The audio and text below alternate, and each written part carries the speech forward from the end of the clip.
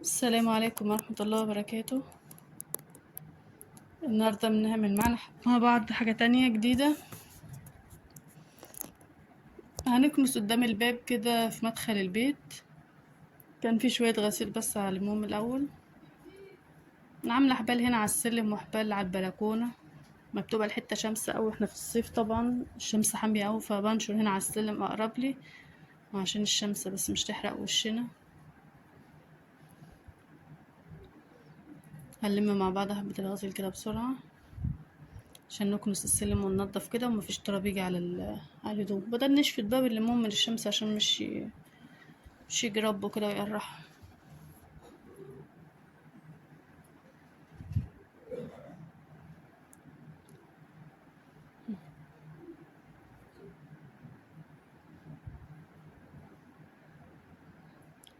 بسم الله الرحمن الرحيم. هنسمي الله كده ونبدأ. هنبتدي نكنس السلم اهوت من فوق من عند السطح.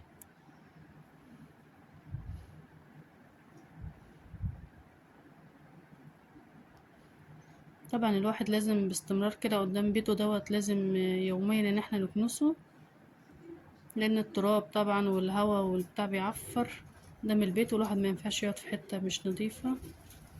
اشوف مع العلم ان انا بكنس كل يوم، بس لازم السلم برضو بيطرب من الهواء والغبار اللي في الجو. نضف الباب السلم بالمرة.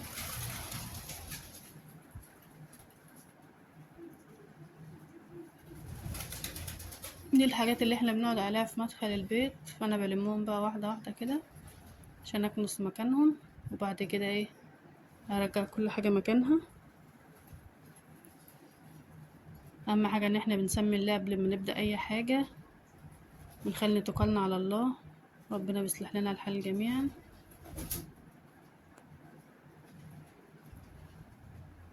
الواحد كده ما بيبقى عشمه في ربنا كبير وبيتكل على الله، ربنا بيسهلها له وبيسر له اموره. انا كده شلت الحاجات كلها اللي كانت قدام الباب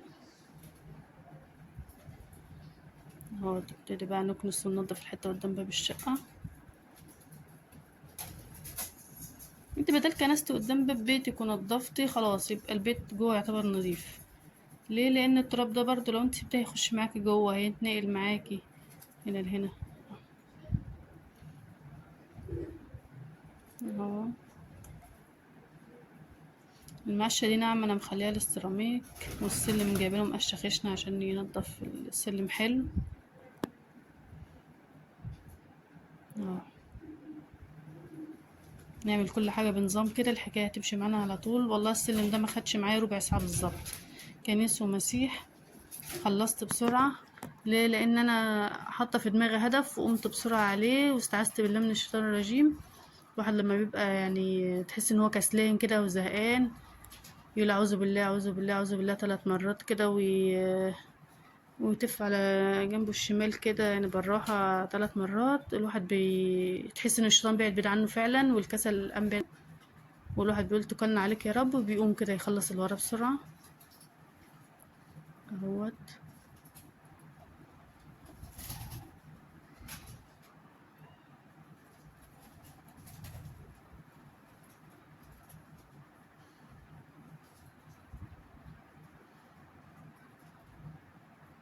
الواحد بدل حاطط في دماغه ان هو على طول باستمرار عايز قدام بيته نضيف، عايز بيته نضيف، خلاص بيبقى عزيمة واتكل بيها على الله. فبالتالي هو ما بيشوف الحتة فيها تراب ولا حاجة مش بيه. طبعا الطريقة دي سهلة جدا وحلوة جدا لان الواحد يمسح الحتة. انا جبيت حبة مية وحطيت فيهم سنة فينيك عشان الدبان، وهو بجيب حبة اريال كمان، هرش حبة اريال ادعك بيهم بالفرشة كده. والمعشة الناعمة دي هنمسك بقى ايه السيراميك كده، تخلي قدام الباب ريحته حلوة قوي، وفي نفس الوقت الحتة نظيفة، واحنا في الصيف برضو الحتة بتنشف بسرعة اهو. بسرعة بسرعة بتاخدش معانا دقايق، والله ما بتاخد معانا، لان السيراميك نضيف عامة، والمقشة بسرعة كده بسرعة بتخلص اهو.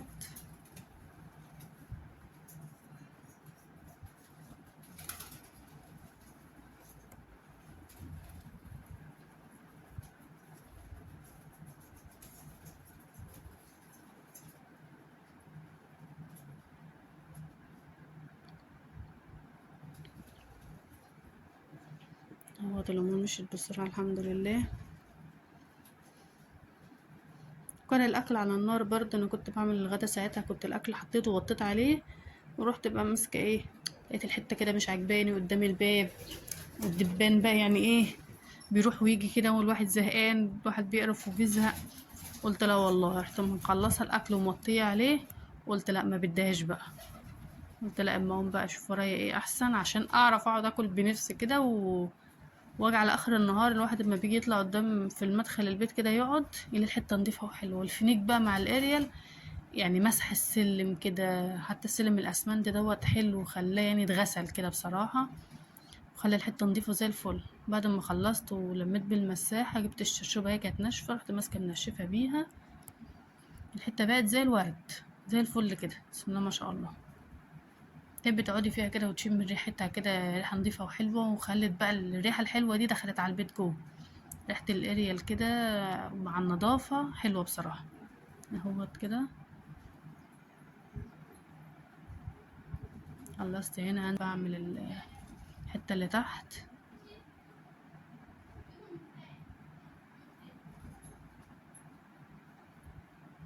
اهو،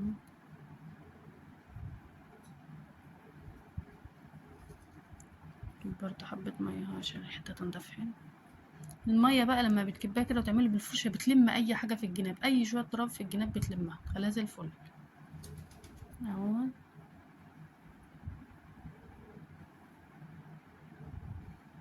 لم بقى بالمساحة كده.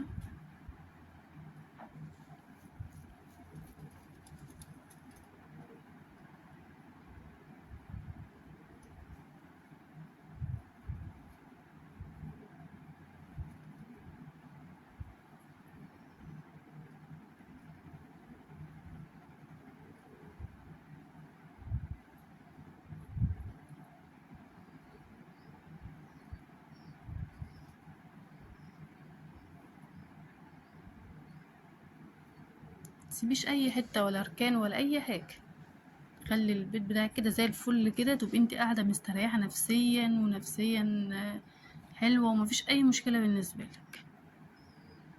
يا ريت بس مش تنسونا في الاشتراك في القناة واللايك عشان يوصلكوا كل جديد. شوفوا الحتة اهيت بعد ما عملناها بقت زي الفل اهيت، رجعنا كل حاجة مطرح الكراسي، مطرح السلم، مطرح السلم